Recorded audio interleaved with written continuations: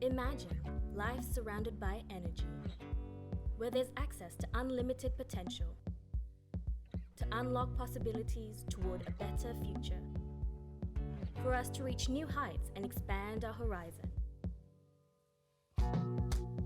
Adaro promises to deliver energy to help build Indonesia. Through careful research and planning, with reliable resources and innovative technology, working together in harmony to achieve results relentlessly, distributing energy throughout the land against all terrain, conquering the horizon, working day and night to create differences and open access to the world, for us to celebrate life in possibilities. Adaro,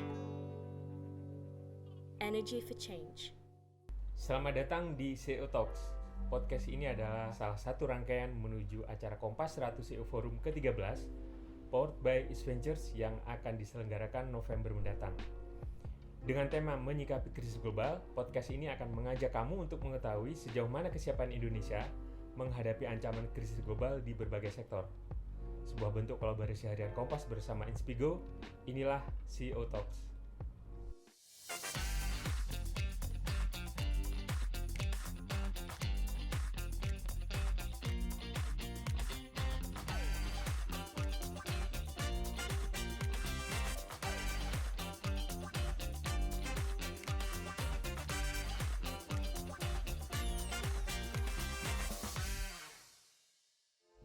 Sahabat Kompas, masalah iklim bukan hal baru yang kita hadapi sekarang ini.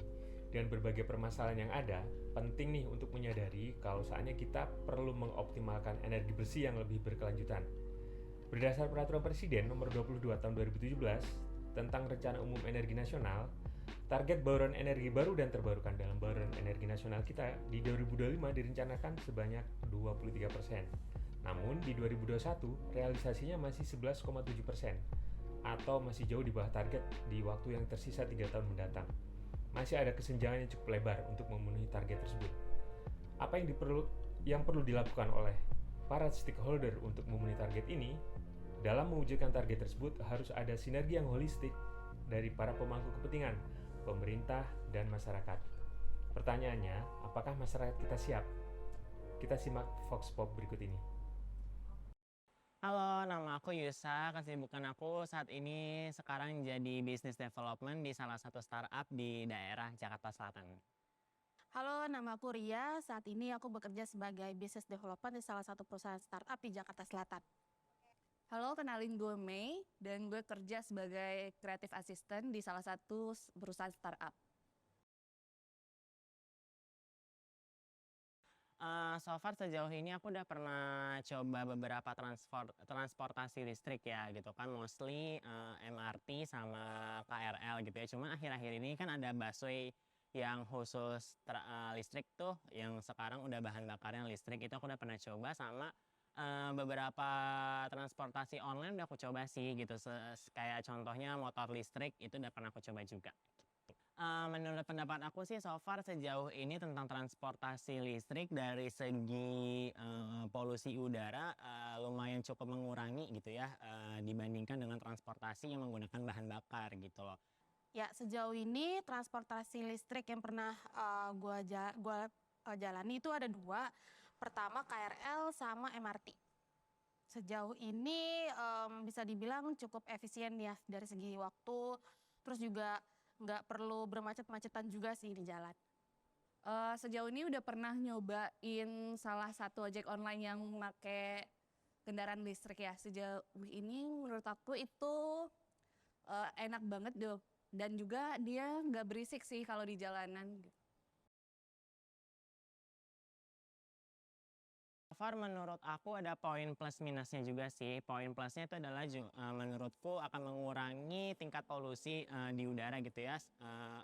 Dari segi polusinya, namun dari segi efisiensi waktu menurut aku sampai saat ini juga belum memungkinkan untuk kita bertransformasi secara massal gitu ya, dari bahan bakar ke energi listrik lainnya. Menurutku perlu ya, jadi untuk bisa mengurangi yang namanya polusi udara kan sekarang di Jakarta kan juga udah terutama di Jakarta ya, di Jakarta tuh udah penuh banget, udah polusi udara di mana-mana. Tapi nanti balik lagi sih ke kebijakan pemerintah seperti apa. Menurut aku sih butuh ya. Jadi kita juga bisa lebih menghemat penggunaan bahan bakar yang ada juga sebenarnya.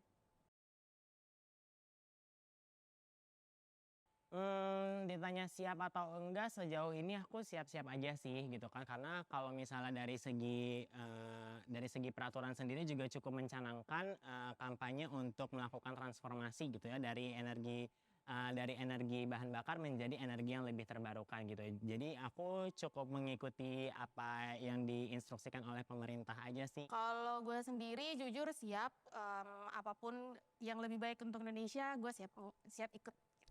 Kalau aku sendiri siap sih. Di CEO Talks edisi kedua ini, dengan tema kolaborasi untuk mewujudkan energi terbarukan yang didukung penuh oleh Adaro Energi Indonesia, langsung saja kita berbincang bersama Bapak Dharma Joyonegoro, Presiden Direktur Adaro Power. Ditemani saya, Aris Prasetyo, wartawan harian Kompas. Selamat siang Pak Dharma, halo Pak, apa kabar? Pak Dharma, seperti yang kita tahu ya Pak, adanya konflik bersenjata antara Rusia dan Ukraina itu berdampak pada sektor energi ya, terutama pada pasokan dan permintaan ya. Beberapa negara Eropa terkena imbas karena pasokan minyak dan gas terutama dari Rusia yang dikenai sanksi oleh Amerika dan sekutunya itu membuat pasokan energi di negara-negara Eropa menjadi berkurang. Nah, itu disebut-sebut Indonesia bisa mendapat seperti mendapat berkah ya dari situasi tersebut. Apa benar sih Pak begitu Pak? Kemudian kalau itu bisa menjadi peluang bagi Indonesia, itu bagaimana caranya dan apakah itu memang bermanfaat bagi pertumbuhan ekonomi di Indonesia Pak Dharma? Jadi kalau krisis Ukraina ini ya, memang dengan adanya krisis ini harga komoditas, beberapa komoditas terutama memang menjadi sangat tinggi ya kan. Dalam kasus ini batu bara, harga gas dan lain-lain menjadi sangat tinggi. Ini ia menjadi kesempatan bagi Indonesia dalam arti sekarang Eropa itu malah mulai mencari impor batu bara sekarang, itu contohnya sebagai contoh. Jadi untuk ini salah satu kesempatan. Tapi di sisi lain juga sesuatu yang bisa untuk negara Indonesia ya membahayakan juga, karena tentunya ada inflationary pressures ke harga pangan dan lain-lain dan harga minyak contohnya yang tentunya mempengaruhi Indonesia juga. Jadi dari sisi opportunity sih ada, the question is how sustainable it is dan lain-lain. Tapi bagi perusahaan seperti kami Adaro lah ya, kami sih tidak, fokus kami bukan di sinilah gitu. Jadi kami masih tetap dari sisi batu bara, kami masih menservis pasar-pasar kami yang existing, dan kami masih fokus dengan strategi kami untuk juga membangun bisnis-bisnis baru di renewables. Ya. Nah Pak, di satu sisi ada permintaan dari Eropa ya terhadap energi fosil ya, termasuk di Indonesia. Nah, peluang seperti itu bagaimana dengan misi atau visi ya, saya sebutnya program pengembangan energi terbarukan di Indonesia. Itu kayak semacam menjadi di satu sisi ini ada permintaan energi fosil nih, menarik secara bisnis, apalagi harga batu bara tinggi-tingginya sekarang, catatan rekor ya. Tapi di satu sisi ada tantangan ataupun sebuah tanggung jawab untuk mengembangkan energi terbarukan. Itu bagaimana Adaro Power memberi jalan tengahnya? Jadi mungkin ngomong Adaro dulu ya. Jadi kalau kami melihatnya itu bahwa pergerakan ke arah renewable ini tuh mau nggak mau, suka nggak suka harus dilakukan, ya kan. Jadi memang dunia sudah menuju ke situ lah. Ya kan? Jadi memang dari Adaro itu kami selalu kami punya strategi jangka panjang lah untuk seperti saya bilang tadi, membangun, kalau kita istilahnya membangun mesin baru gitu. Jadi kalau kita istilahnya tuh kita udah punya mesin batu bara, ini bagus, kita masih jalan, tetap jalan, terlepas dari bahwa ada kesempatan baru, ada harga naik dan lain-lain, ini jalan, ini udah bagus. Nah, kita lagi membangun 2 mesin baru nih, satu mesin around green minerals, satu mesin around green energy, ya kan. Dan ini strategi jangka panjang kita bahwa kita tetap di batu bara tapi juga membangun 2 mesin baru ini. Nah, mengenai bahwa ini ada krisis ini, harga jadi melambung dan lain-lain, kalau kita melihatnya ya blessing aja gitu ya. Jadi ini suatu blessing bagi kita, harga kebetulan bagus untuk batu bara ya, tapi kita tidak boleh melupakan strategi jangka panjang kita.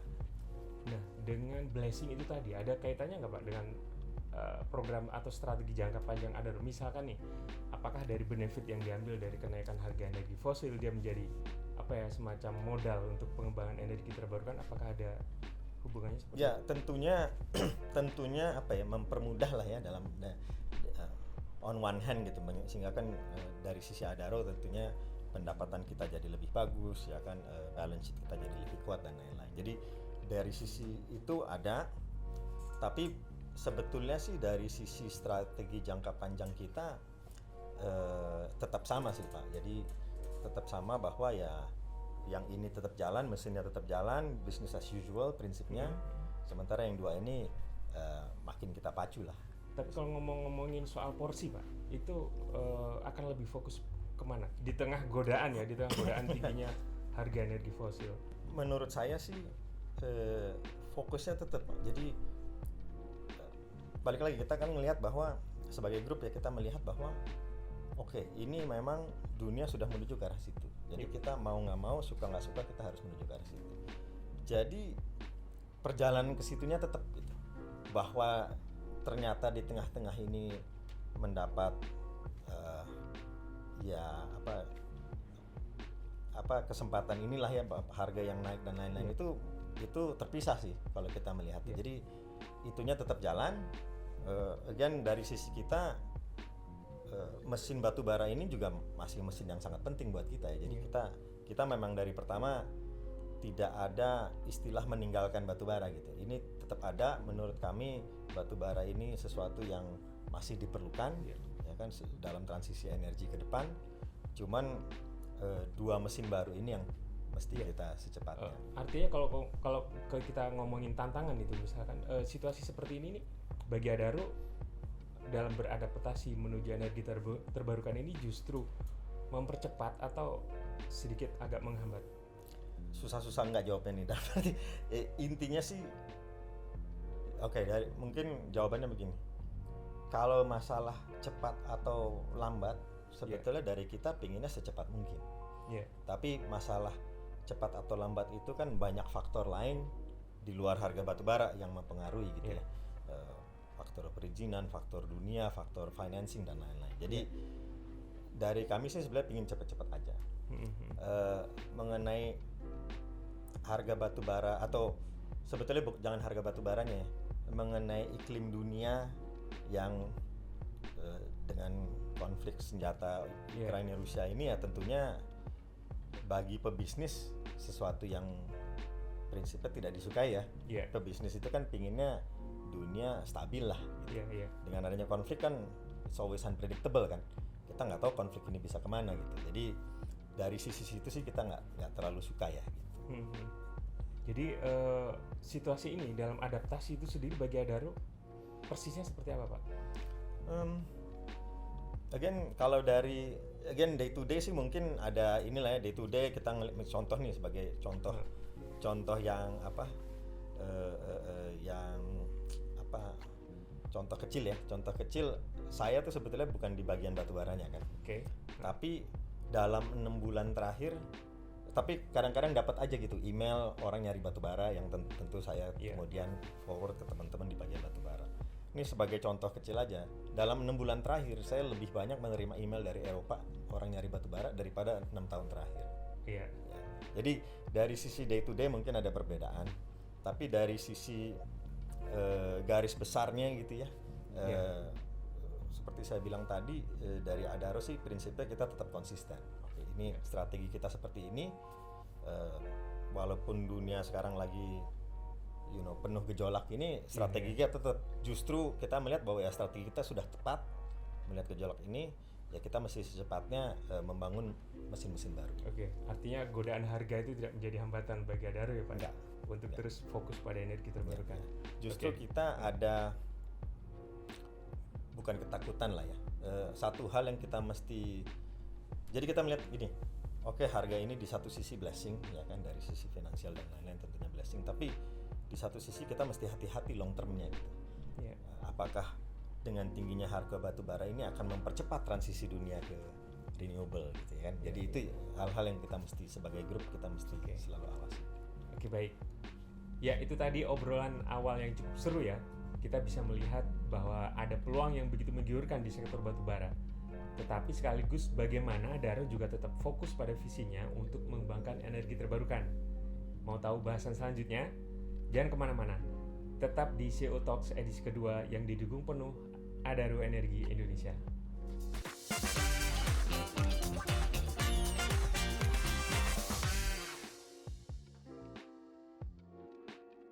Oke, selamat siang sahabat Kompas. Kembali lagi ke CEO Talks edisi kedua bersama Adaro Energi Indonesia. Pak Dharma, tadi kan kita ngobrol udah seru banget nih. Serunya kenapa sih? Karena kita ngomongin energi terbarukan, tapi ada godaan energi fosil nih. Sahabat Kompas mungkin tahu ya, hari ini tuh harga batu bara itu sedang pecah rekor ya. Sekitar di $450 per ton. Kalau kembali ke 3-4 tahun lalu atau bahkan 5 tahun lalu itu sekitar $50-60 per ton. Tuh bayangkan, ada lompatan gimana nggak pengusaha batu bara itu nggak tergiur dan nggak tergoda, apalagi ada perusahaan fosil tapi dia juga main di energi terbarukan, itu pasti godaannya itu banyak sekali nih. Nih, begitu Pak Dharma. Nah Pak, sebelum kita lanjut ke sesi berikutnya nih Pak, saya ada kuis nih Pak ya. Pilih ini atau itu ya Pak ya. Pak Dharma bisa pilih salah satu dari opsi yang nanti saya tanyakan dan bisa disertakan dengan penjelasannya sedikit. Ini Pak, yang pertama adalah lari pagi atau main sosmed Pak Dharma. Wah, dua-duanya enggak. Gimana bisa? Harus salah satu nih Pak. Jadi mungkin lari pagi kali ya, maksudnya dalam arti olahraga lah. Walaupun mungkin nggak lari pagi, tapi olahraga lah, entah itu jalan, kan berenang atau apapun. Mungkin pilihannya itu ya daripada main sosmed. Tapi punya sosmed Pak ya? Punya masih sosmed, ya? jadi mau nggak mau kadang-kadang jadi karena baca sosmed jadi tahu berita yang sebelumnya nggak pingin tahu, cuma jadi tahu. Cuman kalau disuruh pilih ya mendingan olahraga sih. Oke. Nih ada yang kedua lagi nih Pak, yang terakhir nih. Pertanyaannya adalah menyanyi atau kerja di perusahaan. Ini agak-agak kontras sekali nih pilihannya nih. Silakan Pak Dharma. Kalau pinginnya menyanyi ya, cuma kenyataannya kerja perusahaan. Mungkin intermezzo dikit, saya dulu di awal karir mulainya sebagai penyanyi justru. Terus akhirnya karena kurang bakat jadi pindah ke perusahaan lah. Ini kayaknya tambang itu identik dengan penyanyi deh Pak, karena beberapa CEO tambang itu suka bahkan suka bikin grup band ini, nyanyi di beberapa hotel itu, mereka asik manggung itu. Lagu apa nih Pak Dharma? Alirannya nih.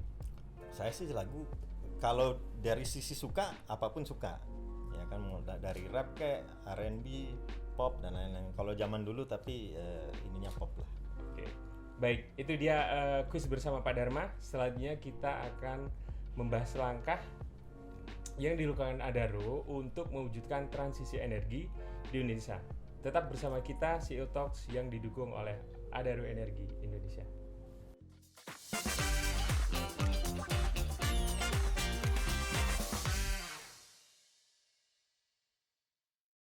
Baik sahabat Kompas, kembali lagi ke CEO Talks edisi kedua yang didukung oleh Adaro Energi Indonesia. Pak Dharma, ini pada COP26 yang berlangsung di Glasgow ya, di Glasgow akhir tahun lalu itu, Indonesia bersama 100 negara lainnya masih sepakat untuk mengurangi emisi setidaknya minimal 29% sampai tahun 2030 dengan usaha sendiri. Lalu Pak, dengan visi seperti itu, apa inisiatif yang sudah dilakukan Adaro untuk mendukung visi tersebut Pak Dharma? Ya, jadi kalau di Adaro itu kita basically melakukan dua hal. Nomor satu adalah dari existing operation kita mencoba decarbonize, sebanyak mungkin kita decarbonize. Jadi dalam kasus ini kita sudah melakukan beberapa inisiatif. Kita juga sudah meng-hire konsultan internasional untuk membantu kita merancang bagaimana sih ini Adaro program dekarbonisasinya, ya kan? Iya. Contoh-contoh inisiatif yang sudah kita lakukan, contohnya misalnya kita sudah sebisa mungkin mengelektrifikasi tambang kita. Jadi tambang kita contoh banyak pompa kan, pompa tadinya pakai diesel, sekarang kita coba pakai listrik. Nah, jadi itu antara lain. Antara lain juga misalnya kita punya PLTU untuk tambang, kita mencoba co-firing, jadi mengurangi emisi yang ada. Jadi hal-hal seperti itu sudah kita lakukan dan akan terus kita lakukan, dan dengan bantuan konsultan ini kita merancang program ke depannya bagaimana. Jadi itu satu, so decarbonizing existing operations. Nah yang kedua ini yang tadi saya cerita itu Mas, bahwa dari sisi Adaro kita melihat oke, kita tuh sekarang punya engine bagus thermal coal, right? Ini tetap jalan, tetap bagus, tapi kita mesti kedua engine baru ini, ya kan, dalam menjunjung dunia baru ini nih, dunia baru yang ingin renewable dan lain-lain. Jadi engine nomor 2 ini kita green mineral kita panggilnya. Maksudnya green mineral tuh apa sih? Maksudnya tuh kita melihat bahwa dunia the new green economy ini akan sangat perlu mineral-mineral yang spesifik. Contoh mobil listrik itu perlu 30% lebih banyak aluminium dari mobil biasa. Contoh kita mau ngomong wind turbine gitu ya, untuk apa, wind power gitu ya, itu perlu stainless steel. Jadi di green mineral ini kita sekarang sudah punya coking coal, ya kan. Coking coal itu adalah batubara kokas yang kemudian menjadi steel. Terus kita lagi membangun juga smelter aluminium, ya kan? Dengan tujuan bahwa ini menjadi elemen-elemen penting untuk green economy ke depan. Nah, terus ada engine ketiga yaitu green energy. Nah, di sini kita melakukan beberapa hal. Nomor satu, kita saat ini lagi membangun green industrial estate di Kalimantan Utara. It will be one of the largest in the world green industrial estate. Nah, di situ kita akan membangun hydropower plant untuk mensuplai itu. Kita juga kemarin sebagai contoh kita partisipasi dalam tender untuk PLTB, pembangkit listrik tenaga Bayu, ya kan.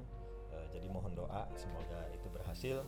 Tapi ini hal-hal yang kita lakukan. Jadi kita membangun green minerals dan green energy ini. Ya, Pak, itu kan udah menjadi tren ya, transisi. Bahkan perusahaan yang fokus di energi fosil juga ikut bermain ke energi terbarukan. Itu memang ada nggak sih Pak di pergaulan internasional nih ya, dalam konteks bisnis, kalau kita nggak ikut-ikutan fokus ke energi terbarukan secara bisnis ya, terutama secara pemasaran nih, ada itu pengaruh nggak sih? Pengaruh. Jadi contoh yang gampang ini deh, PLTU, ya. Pembangkit listrik tenaga uap batu bara gitu. Sejak beberapa tahun terakhir ini sudah sangat susah mendapatkan financing, pendanaannya ya. Jadi 5 tahun yang lalu misalnya saya masih sangat gampang dapetin financing untuk PLTU. Sekarang udah nggak ada yang mau prinsipnya. Udah banyak sekali lah bank yang tidak mau. Bahkan sekarang nyari asuransi aja untuk PLTU susah. Jadi kelihatan gitu. Makanya ini yang saya bilang tadi. Kita mau nggak mau, suka nggak suka, ya memang dunia sudah menuju ke sana gitu. Jadi ya kita sebagai pebisnis ya kita mengikuti aja gitu kan. Nah, jadi memang ada dari sisi financing susah, dari sisi investor juga banyak sekali investor yang terutama di luar negeri ya, yang tidak mau investasi kalau masih batubara dan lain-lain. Jadi memang tekanan dunia ada menuju ke situ. Nah, dari sisi kami sih balik lagi, di luar tekanan ini kami juga melihat opportunity itu tadi, ya kan. Nah, ini opportunity yang menurut kami unik untuk Indonesia dan buat Adaro juga. Memang ada yang bilang dalam setiap perubahan selalu ada peluang ya Pak ya. Betul. Oke Pak Dharma, yang kedua ini laporan Green Economic Indonesia menunjukkan peningkatan ya dan adanya sinergitas antar pilar atau antar pemangku kepentingan. Nah, bagaimana Pak tantangan Adaro Power dalam sinergitas bersama pemerintah maupun bersama instansi ataupun lembaga yang lain untuk mewujudkan green economic di Indonesia? Jadi mungkin jawabannya dua ya. Nomor satu adalah dari sisi peraturan tentunya ya, dari sisi peraturan, kesiapan peraturan. Nah, terus terang aja, baik kita maupun pemerintah juga masih belajar kan. Ini kan sesuatu yang baru ya, industri baru gitu. Contoh yang gampang lah, misalnya mengenai carbon trading gitu, ya kan, atau carbon tax lah yang masuk berita akhir-akhir ini gitu. Itu kan juga sesuatu yang terus terang kita dari dunia usaha masih belajar juga, dari pemerintah juga masih belajar. Jadi masih sama-sama mencari bentuk. Jadi itu satu, tantangan nomor satu jelas. Tantangan nomor dua, terus terang kalau dari sisi transisi ke renewable ya, baik suatu negara seperti Indonesia maupun suatu grup usaha seperti kita, adalah terus terang teknologinya tuh belum nyampe-nyampe banget. Jadi sebagai contoh,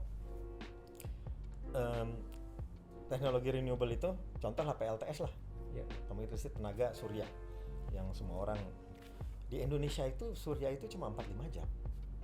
Betul. Jadi begitu 45 jam sehari, sisanya terus gimana? Ya kan?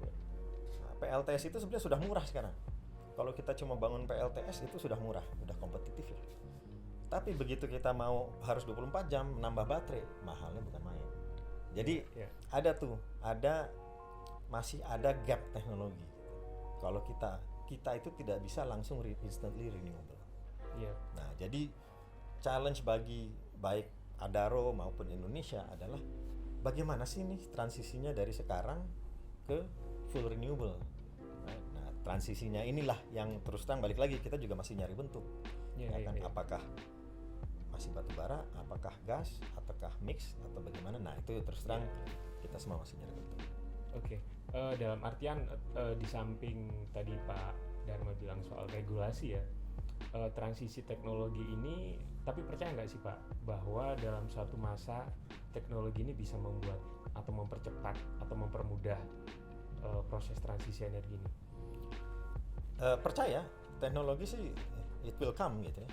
The question is when gitu. Itu kan yang again, when and who Pak barangkali yang melakukannya. Kalau who sih, kalau maunya kita ya tentunya kan, kita yang pengen jadi pelopor gitu kan tentunya. Tapi the when is the big question gitu. Contoh balik lagi, kalau kita lihat teknologi ya, kita lihat pergerakan cost curve-nya solar. Cost curve solar tuh kayak begini geraknya. Right? Dari sangat mahal 10 tahun yang lalu sekarang sangat murah. Tapi baterai masih jauh. Jadi kapan nih baterai jadi murah? Ya kan? Nah, terus habis itu bukan who sebetulnya, lebih ke arah what. Ya kan, teknologi mana sih? Nah, itu kan juga tebak-tebak kita. Teknologi mana nih yang bisa membawa kita ke transisi renewable? Is it battery? Is it hydrogen? Is it ammonia? Nah, itu kan banyak pilihan teknologi. Nah, jadi itu juga sebagai dunia usaha sesuatu yang uncertain but on the other hand exciting. Satu lagi Pak, terakhir nih. Kan ada juga sebetulnya energi fosil dia dikonversi ya menjadi energi, ya tidak bisa energi terbaru sih, energi baru ya. Kalau istilah di Indonesia, sebagai contoh batu bara diolah menjadi gas. Nah, Adaro memanfaatkan peluang itu juga kah? Kita terus terang pernah melakukan analisanya, tapi in the end kita tidak meneruskan. Kita memutuskan tidak meneruskan, bukan apa-apa karena kita balik lagi, kalau kita melihatnya oke, batu bara ini udah engine yang udah bagus itu tadi kan, udah bagus, kami percaya batu bara ini masih sangat diperlukan untuk 10-15 tahun ke depan, jadi ini ya udah, ini kita jalan aja. Tapi kita pingin fokus ke what's next nih. Nah, what's next inilah yang kita bilang tadi ya, green, menurut kita what's next adalah green mineral sama green energy. Sahabat Kompas, tadi Pak Dharma udah menjelaskan inisiatif Adaro Energi Indonesia dalam mengembangkan energi terbarukan. Setelah ini kita akan ada statement session, jadi jangan kemana-mana, tetap di CEO Talks edisi kedua yang didukung penuh oleh Adaro Energi Indonesia.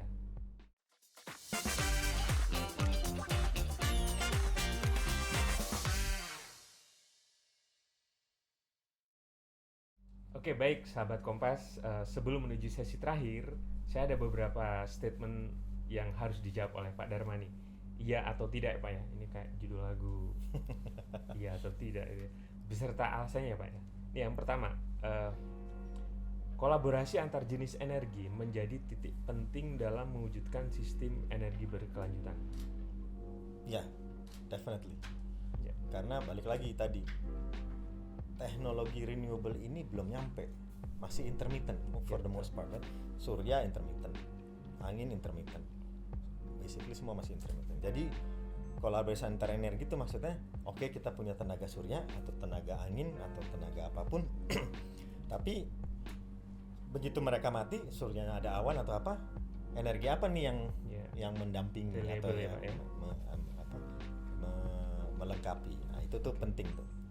Artinya kalau bisa dikatakan kita sebetulnya belum dalam situasi yang siap benar-benar lepas dari energi Betul. fosil sebetulnya. Oke, baik. Yang kedua nih Pak Dharma, kesadaran publik penting untuk membantu meningkatkan penggunaan energi terbarukan. Ya, sangat. Jadi sebagai contoh, tadi kita ngobrol-ngobrol di luar kamera bahwa untuk di Indonesia mungkin kesadaran publik akan ini listrik datang dari mana belum tinggi. Iya. Nah, kalau kita lihat di negara-negara barat terutama itu sudah lumayan tuh. Iya. Minimum kesadaran korporasi. Jadi ada tuh korporasi dan kita mulai lihat di Indonesia pun ada sedikit beberapa yang saya maunya energi hijau. Dan saya berani bayar lebih tinggi untuk energi hijau. Nah, jadi kan dari situ begitu ada demand-nya dan orang bersedia bayar premium, pasti pebisnis ikut masuk dong, ya kan. Nah, contoh sekarang bahkan PLN pun sudah ngomong mengenai REC, Renewable Energy Certificate gitu, dan ini sesuatu yang pebisnis rela bayar lebih premium. Tapi balik lagi, kesadaran itu akan mengakselerasi transformasi ke hijau ini.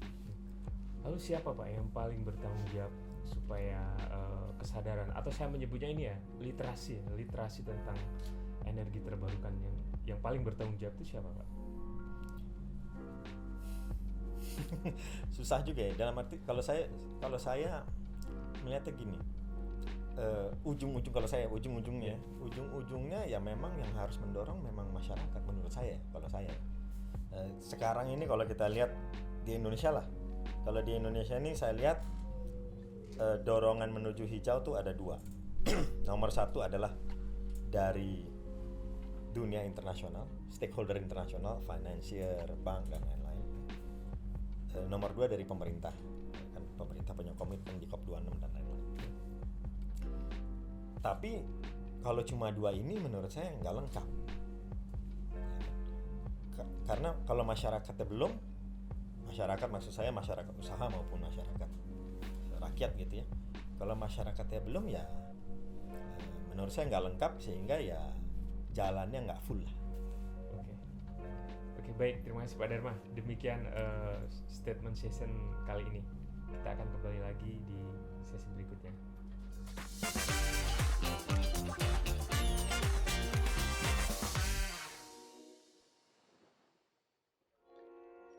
Sahabat Kompas, kembali lagi ke CU Talks edisi kedua yang didukung penuh oleh Adaro Energi Indonesia.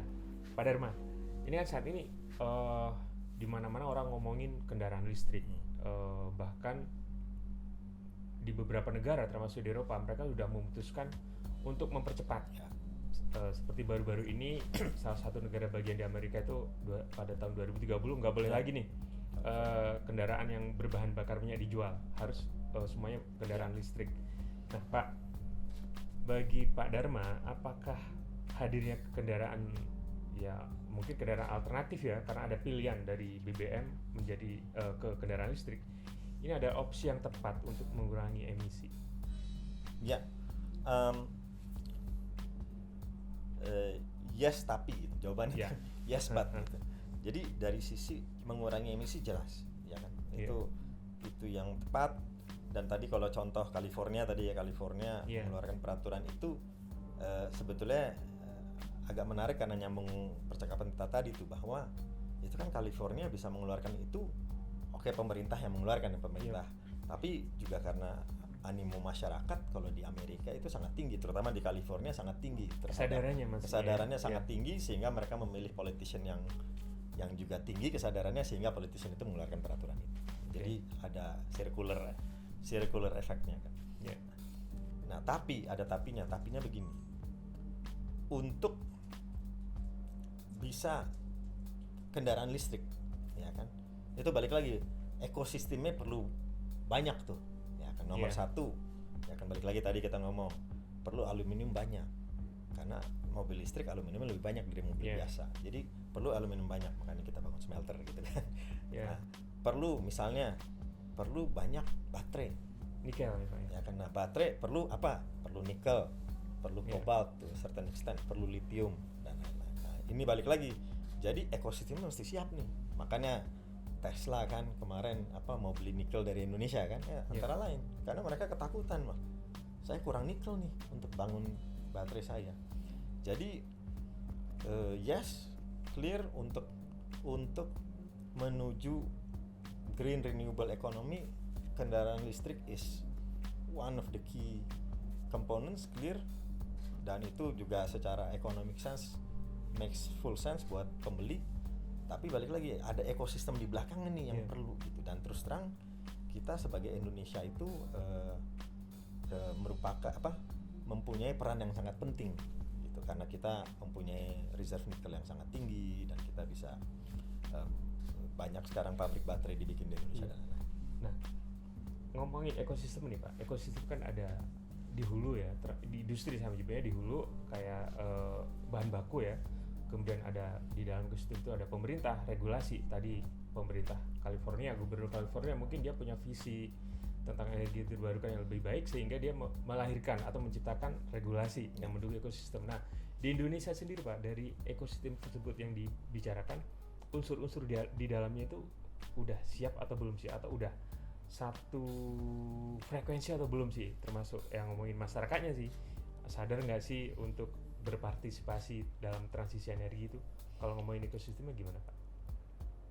Ya, kalau ekosistem di Indonesia kalau ditanya sudah siap atau sudah aware belum, menurut saya belum sepenuhnya, ya kan. Kalau kita lihat pemerintah dan dunia usaha sudah ada, ya kan, contoh makanya nikel sekarang kan harus diproses di Indonesia gitu kan. Yeah. Itu salah satu bentuk, ya kan. Sekarang banyak perusahaan buka, either kayak kita bikin aluminium smelter, ada Yeah. atau yang mau bangun battery manufacturer dan lain-lain. Jadi kelihatan usahanya sudah Mengarah ke sana kan. ya, oke. Nah, memang di Indonesia ini menurut saya kesadaran masyarakatnya yang masih perlu ditingkatkan lagi, ya kan. Contoh gampang aja lah, kita ngomong dua hal kan, kendaraan listrik sama kompor listrik, ya Iya. kan. Nomor satu awareness masyarakat, nomor dua tapi to be fair infrastrukturnya juga perlu, ya kan. Contoh Iya. kompor listrik itu kan perlu perlu infrastruktur yang berbeda dari mungkin yang sekarang dipunyai gitu. Jadi itu Yeah. perlu dukungan pemerintah dan lain-lain. Sama kendaraan listrik, untuk menyusun kendaraan listrik apa sih yang perlu charging station yang banyak kan. Kalau charging Yeah. stationnya tidak banyak, orang males punya kendaraan listrik. Yeah. Nah, jadi itu kan perlu ada koordinasi dan kolaborasi antara dunia usaha dengan pemerintah. Nah, untuk mempercepat itu kira-kira apa yang dibutuhkan? Terbentuknya ekosistem yang mapan gitu. Banyak sih ya tentunya. Nomor satu regulasi yang mendukung, Oke. nomor dua fasilitas bila diperlukan.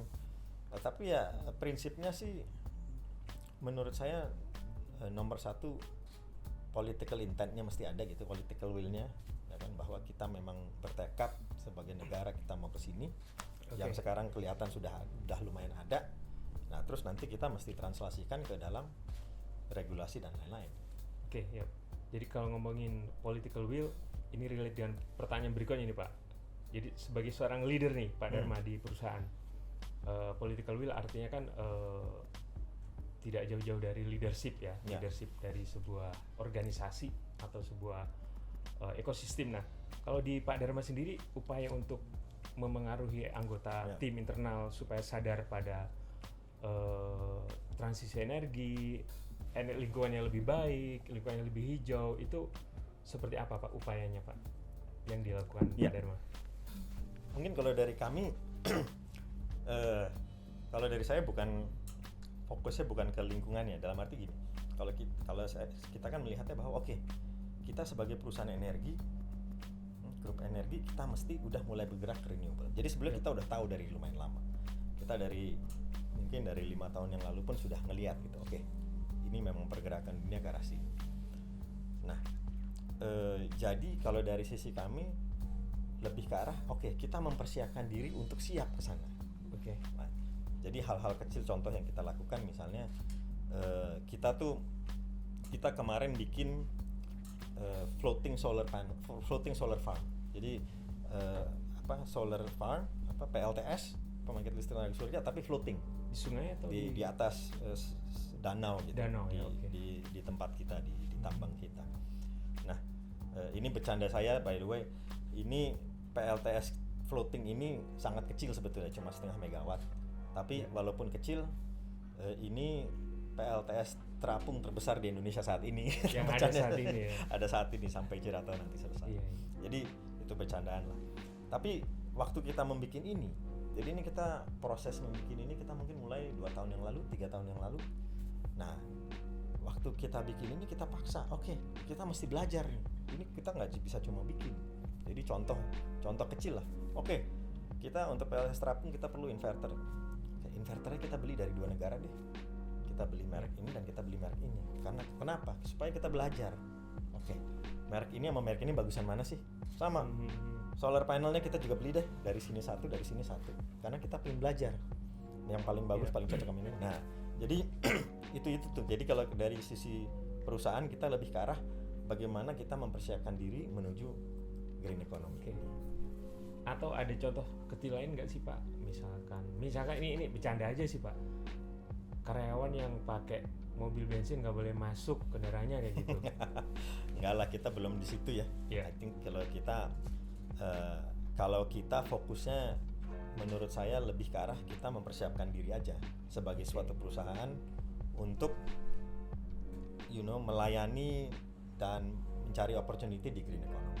Masalah karyawan, personal choice dan personal taste menurut kita belum nyampe situ. Masih ekosistem di perusahaan itu sendiri Pak ya. Baik, terima kasih Pak Dharma. Sahabat Kompas, sebenarnya menarik sekali perbincangan ngomongin energi terbarukan di situasi sekarang ini. Itu sangat menarik. Kenapa? Tadi yang pernah saya ungkap di awal, tantangan godaan pebisnis energi fosil nih. Adaro juga salah satu pemain energi fosil terbesar di Indonesia. Itu sedang tinggi-tingginya tantangan godaannya karena harga batu bara naik, harga minyak naik, harga nikel segala macam yang berupa dari energi fosil itu sedang naik. Naik itu artinya apa? Kalau istilahnya sekarang tuh sedang cuan-cuannya nih ya Pak Dharma ya. Jadi ini kenapa isu ataupun bicara ini menarik? Karena disitulah tantangannya di situ. Bagaimana ketika ada tantangan, ada godaan, sebuah perusahaan atau sebuah ekosistem itu fokus pada visinya untuk mengembangkan energi terbarukan, yang itu juga menjadi statement dari Adaro bahwa di tengah situasi yang blessing tapi nggak pasti ini, Adaro tetap akan fokus pada pengembangan energi terbarukan ke depan. Buat sahabat Kompas yang ingin tahu lebih lanjut tentang topik lain dari CEO Talks di edisi berikutnya, kamu bisa buka Instagram dan follow akun @kompas100 CEO Forum. Tidak hanya CEO Talks saja, akan ada acara lainnya dari Kompas 100 CEO Forum ke-13 powered by East Ventures yang bisa diikuti oleh seluruh generasi. Jadi jangan lupa nyalakan notifikasi agar kamu selalu update. Terima kasih Pak Dharma untuk diskusi yang menarik hari ini. Sampai ketemu lagi, sukses terus untuk Adaro Power dan Adaro Energi Indonesia. Semoga kita semua bisa selalu berkontribusi untuk mewujudkan energi terbarukan dan kemajuan Indonesia. Saya Aris Prasetyo pamit undur diri dan sampai jumpa di CEO Talks episode selanjutnya. Terima kasih. Untuk mereka yang bangun lebih pagi, agar bisa mendengarkan lebih awal.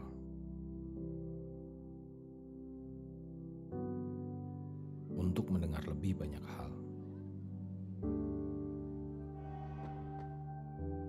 Untuk memahaminya dan memperjuangkannya.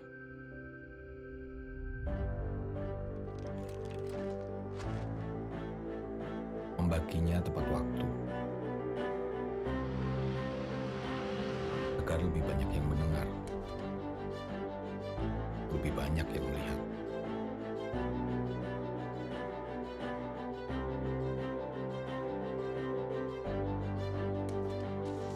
Dari generasi ke generasi, dengan lebih pasti.